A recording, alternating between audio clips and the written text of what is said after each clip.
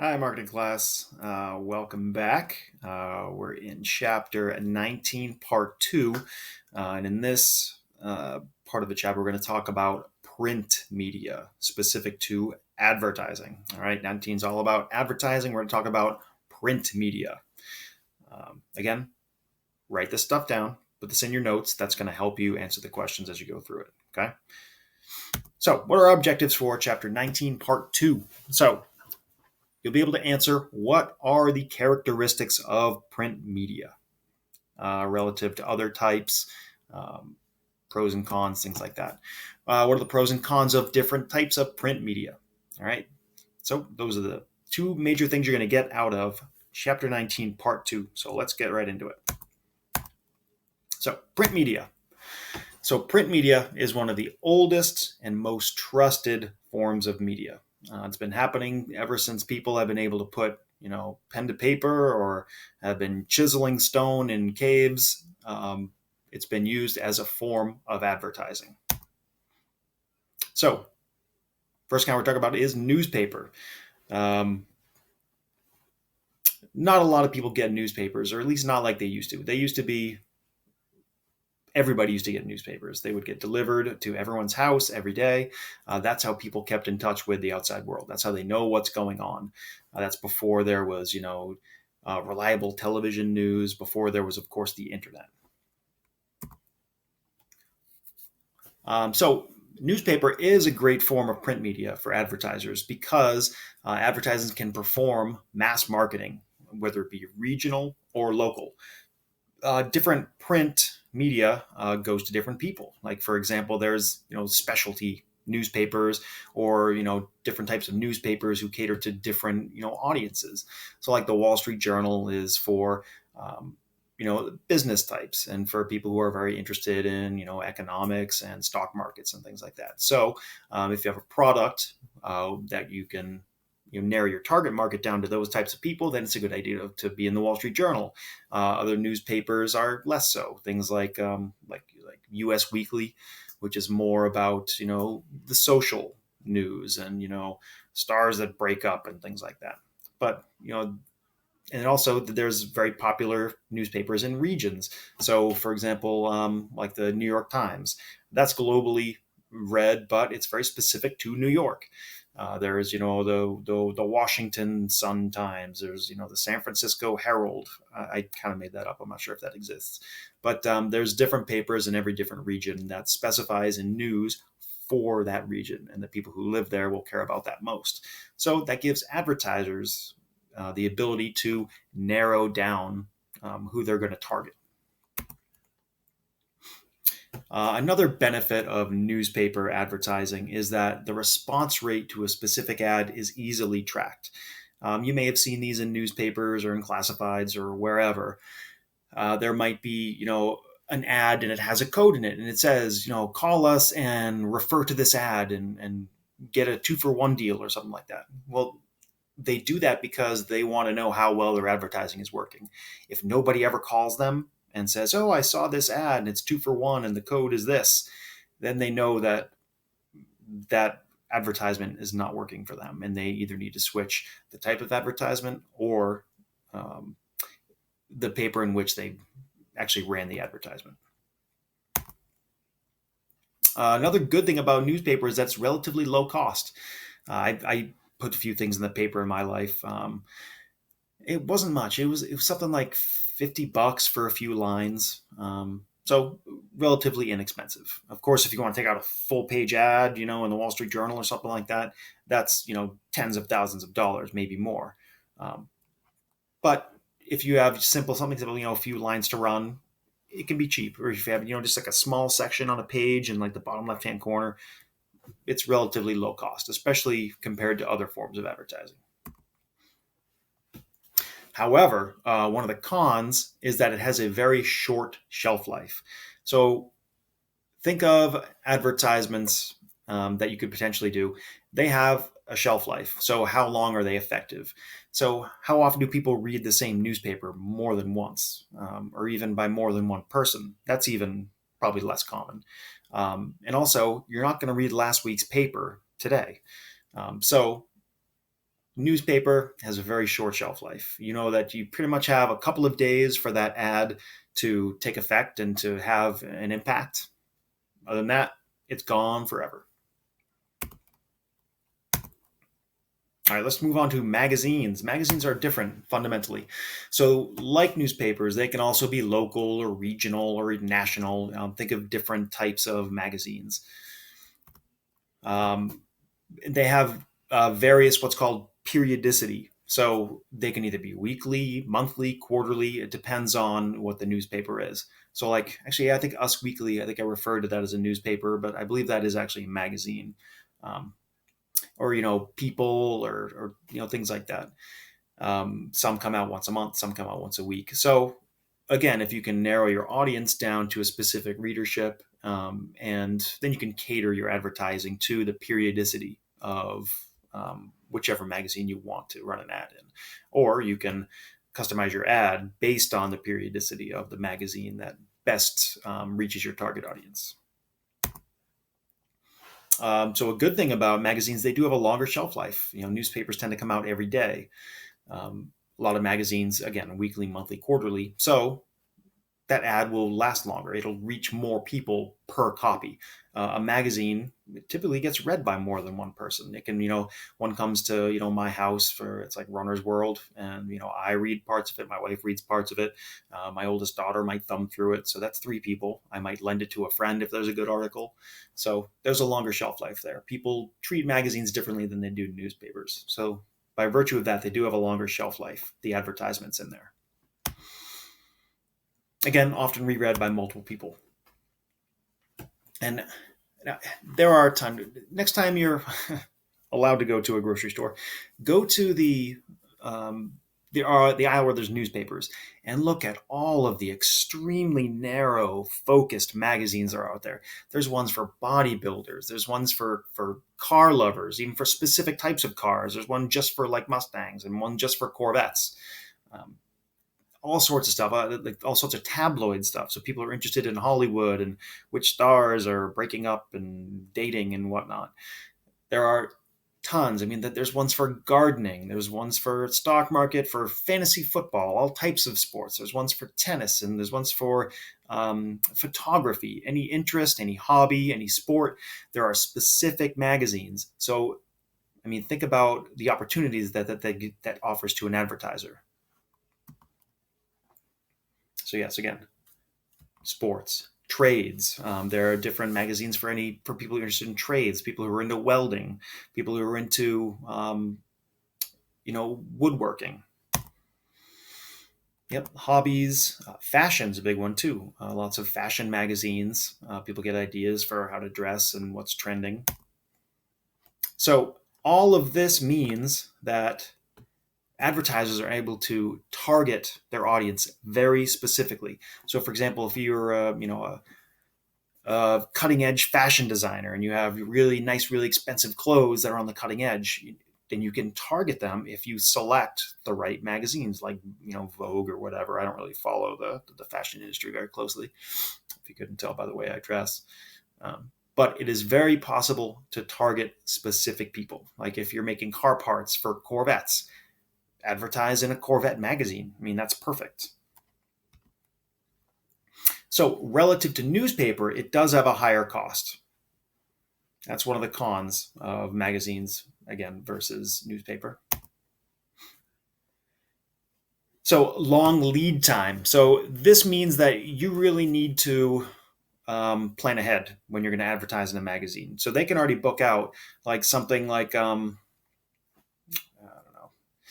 something like the Sports Illustrated, right? That probably has ads booked out a year in advance. So you can't just say, oh, you know what? I need to run something in Sports Illustrated that has, an advertisement for gutter cleaning for, next month. Probably not going to happen. I mean, there's not going to be space to be filled within the next month. So you need to either plan that for next year, starting now, or choose a different magazine that you want to get into. So you have to plan ahead. It's a longer lead time.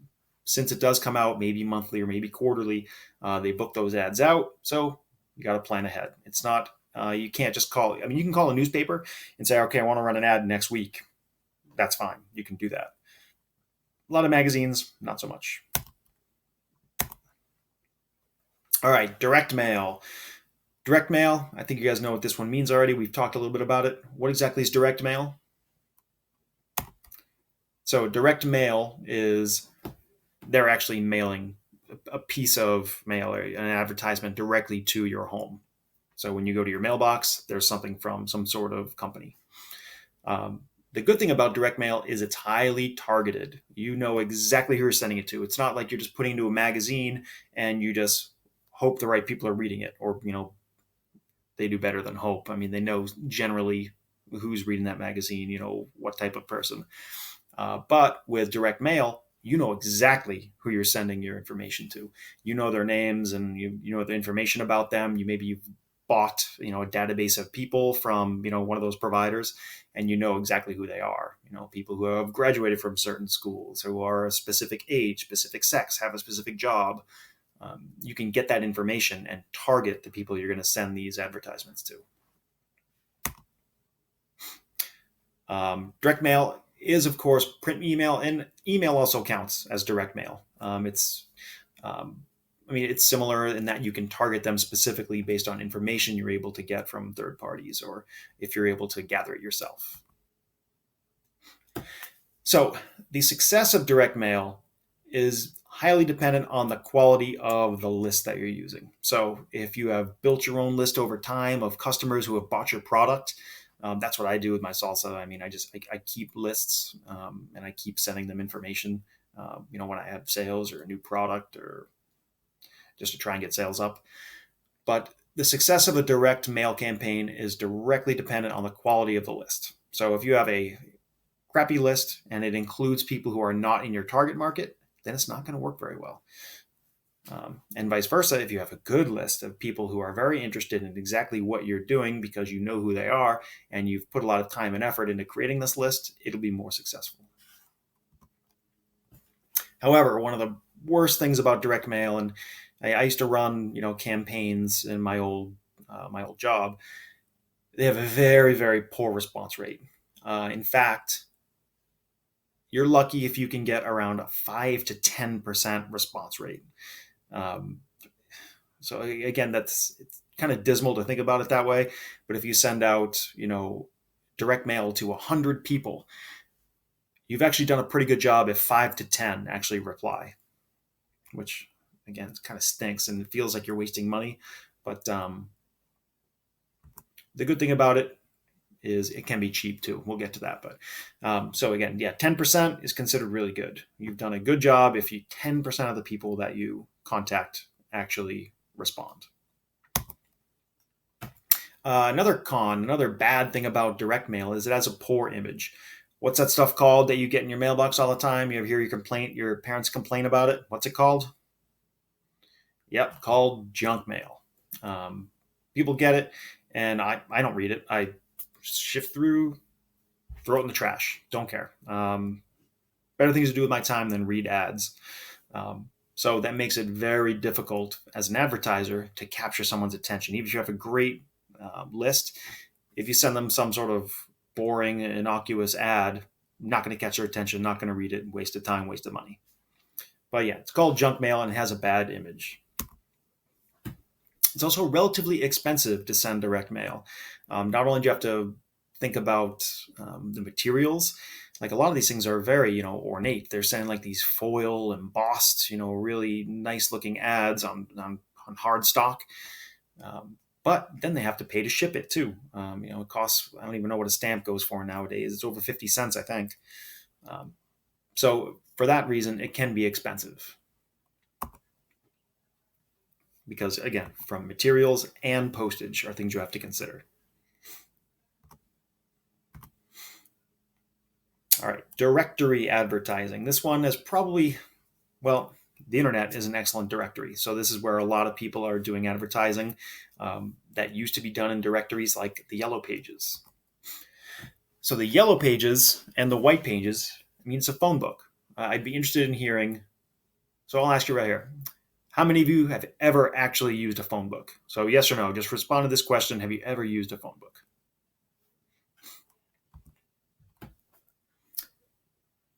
The good thing is it's very inexpensive to do so. Phone books are given out typically for free once a year. They show up on my doorstep, and um, I don't even know what I do with it. I think we just recycle it because there's this great big phone book called the internet. They have a very long shelf life. Again, it comes out about once a year. So if you're thumbing through the yellow pages looking for a plumber, and you decide to put an ad in there, there it is. That's going to be there for a year. And anyone who reads it is going to see your ad and has a good chance of contacting you because it has such a long shelf life. However, is the shelf life too long? I mean, businesses come and go. It used to be, that you would call people who were in the yellow pages and the phone number doesn't even work anymore. The business has gone out of business long ago. So there are drawbacks to having that long shelf life as well. All right, outdoor advertising.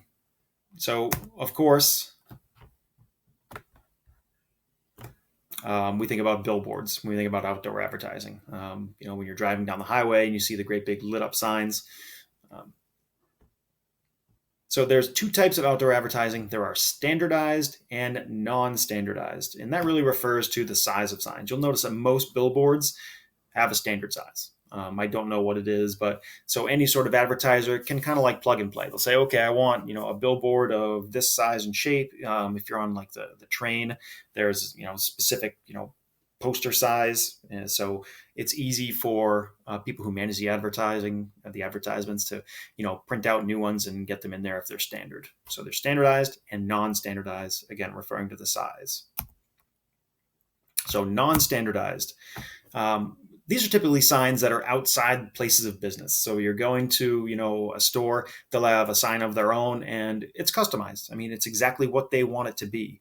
It's usually, a lot of times it's really just, the letters that are, put together to create a sign, not even actually on a sign. And then of course, standardized are things like billboards, things like, large outdoor signs. If you've never seen them get hung, it's actually kind of neat to watch. They're hung like wallpaper, like these great big squeegees, and they put them up. It's neat to watch. And of course, if you want your billboards to work as an advertisement, you have to place them near large volumes of people. So, for example, near the highway.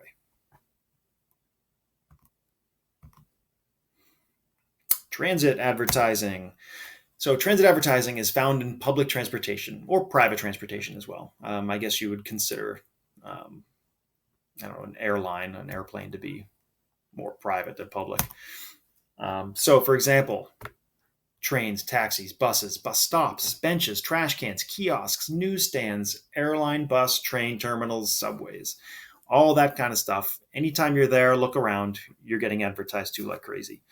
There's lots of signs everywhere for businesses. I mean, those are places that a lot of people go. And a lot of those people, are traveling to different places. So you can advertise, if the terminal that you're flying out of consistently goes to Washington, D.C.